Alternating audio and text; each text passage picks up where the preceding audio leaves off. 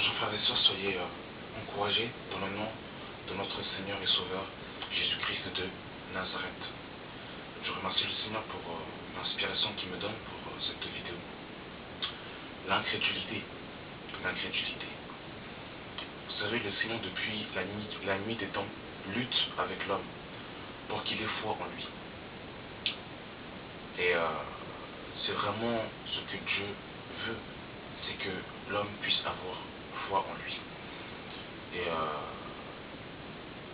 notre père Abraham est appelé le père de la foi parce qu'il n'a pas raisonné, parce qu'il n'a pas cherché à comprendre avec son intelligence.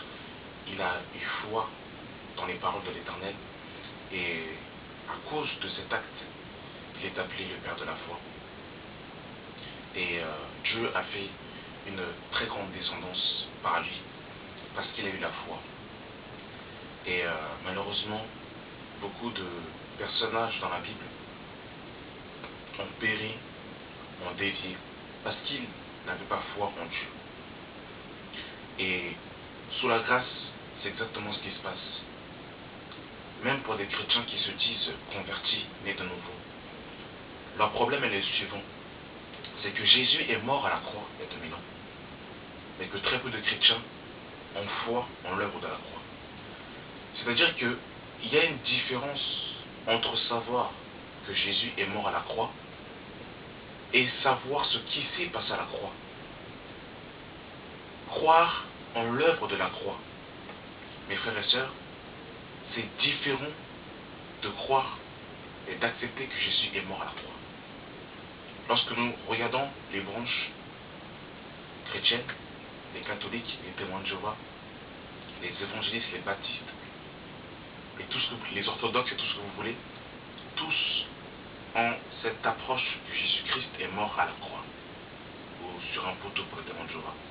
En tout cas, tous acceptent l'idée du sacrifice et de la résurrection. Mais il ne suffit pas d'accepter que Jésus est mort et ressuscité. C'est une chose. Mais il faut croire en ce qui s'est passé à la croix. Tant que le chrétien ne comprend pas et ne réalise pas et n'accepte pas, il n'a pas foi en ce qui s'est passé à la croix, sa vie ne peut pas changer. La vie d'un chrétien est basée sur la révélation de l'œuvre de la croix. Dans Jean 19, 30, si je ne me trompe, le Seigneur dira à la croix, tout est accompli. Mais maintenant, il faut rentrer dans ce tout accompli de l'œuvre de la croix. Et je vais juste prendre un exemple simple. Dans les Écritures, pour montrer à quel point le chrétien est incrédule. Le chrétien ne croit même pas en ce qu'il lit dans les Écritures. Le chrétien n'a même pas foi en ce qu'il lit. Il est dans le raisonnement à chaque fois. Je vais prendre juste un exemple simple. Pour certains, ça va être évident. Et pour d'autres, ça va leur paraître bizarre. Je vais prendre un passage pour montrer l'incrédulité de beaucoup. Je suis dans 1 Jean chapitre 20, 1 Jean chapitre 5 à partir du verset 20, qui nous dit ceci. Nous savons aussi que le Fils de Dieu est venu et qu'il nous a donné l'intelligence pour connaître le véritable. Et nous sommes dans le véritable en son Fils Jésus-Christ. C'est lui qui est le Dieu véritable et la vie éternelle. Petits enfants, gardez-vous des idoles. Ici, l'apôtre Jean nous révèle quelque chose de grand, de glorieux. Il nous dit que Jésus-Christ est le Fils de Dieu, mais qu'il est en même temps le Dieu véritable. Lorsqu'on tombe sur un passage comme celui-ci, dans notre compréhension, dans notre raisonnement, dans notre logique, ça paraît incompréhensible, ça paraît irrationnel. Mais si j'ai foi en ce que Dieu me dit au travers de ce passage, l'Esprit va commencer à me le faire comprendre dans mon cœur. Mais quand je commence à raisonner, quand je commence à me poser des questions, quand je commence à résister, parce que dans mon intelligence, ce n'est pas rationnel, eh bien je ne pourrai pas voir la gloire de Dieu. Et Jésus dira dans Jean 11, il dira, ne t'ai-je pas dit, si tu crois, tu verras la gloire de Dieu. Aujourd'hui, la gloire de Dieu a disparu dans la vie de beaucoup de chrétiens, dans beaucoup d'assemblées, parce qu'ils ne croient plus en Dieu, tout simplement. Les chrétiens ne croient plus que Dieu peut les délivrer de leurs péchés. Tu es dans un péché, mon frère, ma soeur. Tu veux être délivré de ce péché parce que tu en as marre de ce péché. Mais est-ce que déjà tu as foi que Dieu peut t'aider? Est-ce que tu crois en l'œuvre de la croix? C'est ça le problème. Il y a un passage dans Romains chapitre 8, à partir du verset 1, qui nous dit: il n'y a plus de condamnation pour ceux qui sont en Jésus-Christ, pour ceux qui marchent selon l'esprit et non selon la chair. Mais pourquoi de chrétiens se sont condamnés? Pourquoi n'avez-vous pas foi, mes frères et sœurs, en ce que la parole de Dieu nous dit? Pourquoi n'avez-vous pas foi en l'œuvre de la croix? Pourquoi êtes-vous incrédules, mes frères et sœurs? Pourquoi raisonnez-vous avec la parole de Dieu? Pourquoi ne croyez-vous pas en ce que Jésus a fait pour vous à la croix? Pourquoi ne croyez-vous pas en votre identité actuelle en Jésus-Christ? Je lis un autre passage dans 1 Jean, toujours chapitre 5, à partir du verset 18, qui nous dit ceci: nous savons que quiconque est né de Dieu ne pêche point, mais celui qui est né de Dieu se garde lui-même et le malin ne le touche pas. Dans ce passage, on nous dit que celui qui est né de Dieu se garde lui-même et le malin ne le touche pas.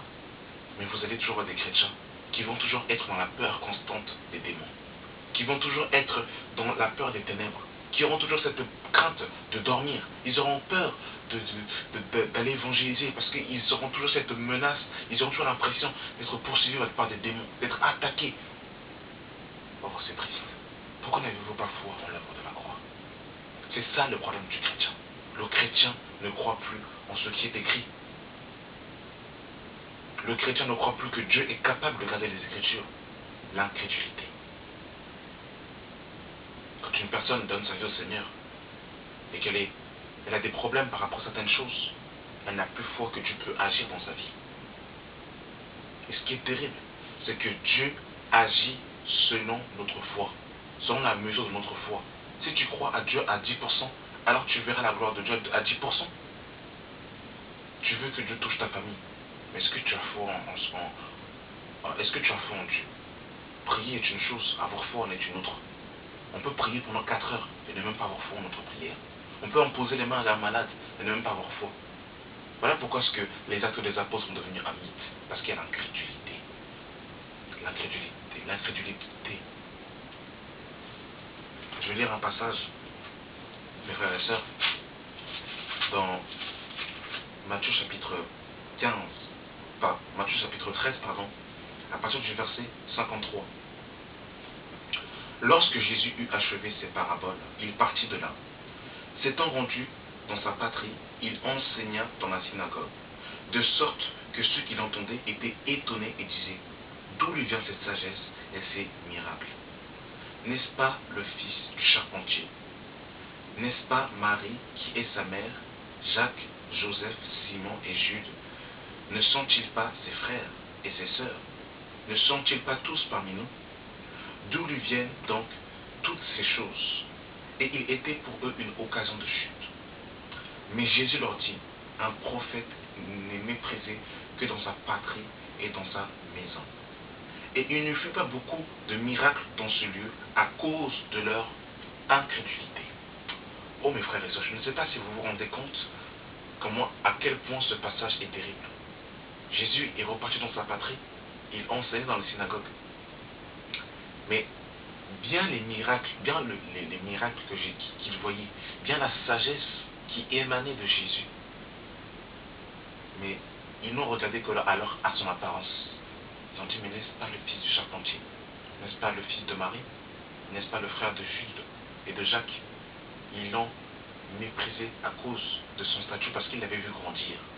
Mon frère, ma soeur, quand Dieu t'appelle, les gens peuvent te mépriser à cause de ton statut social. Les gens peuvent te mépriser à cause peut-être de ton sexe. Mais quand Dieu te fait grâce et confiance en l'appel que Dieu t'a donné, et confiance en ce que Dieu t'a donné, si Dieu te reconnaît comme étant son enfant, alors accroche-toi à cela. Et on nous dit qu'il ne peut pas faire beaucoup de miracles à cause de l'incrédulité qui était dans ce lieu. Vous vous rendez compte, mes frères et sœurs? Jésus-Christ de Nazareth n'a pas pu faire beaucoup de miracles dans ce lieu à cause de leur incrédulité. Alors mon frère, ma soeur, tu peux aller d'église en église, de pasteur en pasteur, d'imposition des mains en imposition des mains. Si tu n'as pas la foi, Dieu n'agira pas dans ta vie. Je te le dis, mon frère, ma soeur. Dieu n'agira pas dans ta vie.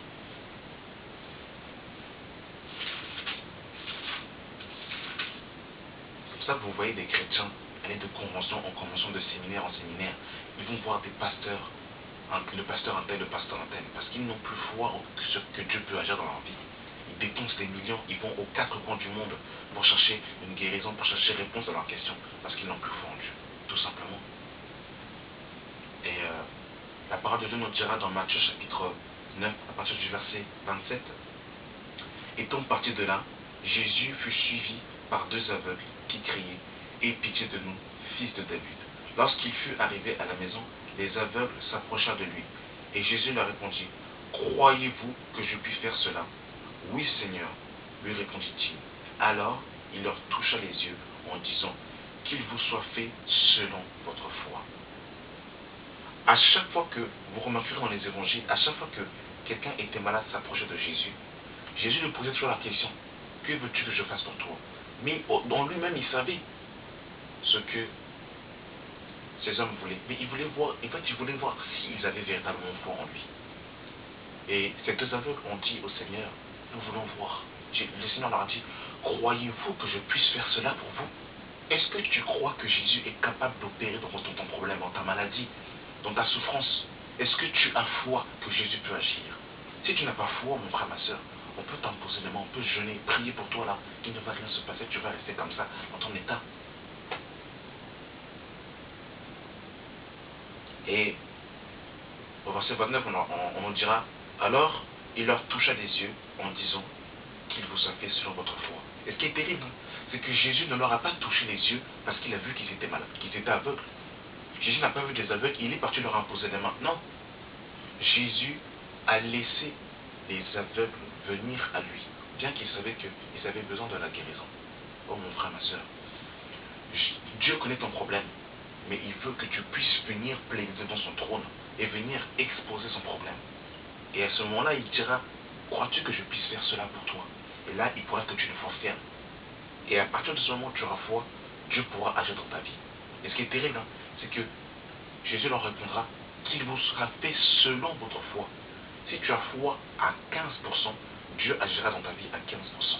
Si tu as foi en Dieu à 100%, alors tu verras la gloire de Dieu dans ta vie à 100%. Et je vais terminer par un dernier passage, mes frères et sœurs, dans Apocalypse chapitre 21. À partir du verset 8, qui nous dit ceci. Mais pour les lâches, les incrédules, les abominables, les meurtriers, les impudiques, les enchanteurs, les idolâtres et tous les menteurs, leur part sera dans les tentes ardentes de feu et de soufre qui est la seconde mort. Vraiment ma prière en ce jour est que Dieu puisse nous donner véritablement la foi. Que nous puissions croire en lui sans douter comme des enfants. Parce que malheureusement, nous sommes tellement incrédules, nous, en tant qu'êtres humains. Nous avons toujours besoin de palper pour croire. Que Dieu augmente notre foi, afin que nous puissions croire en lui. Afin que nous puissions voir sa gloire.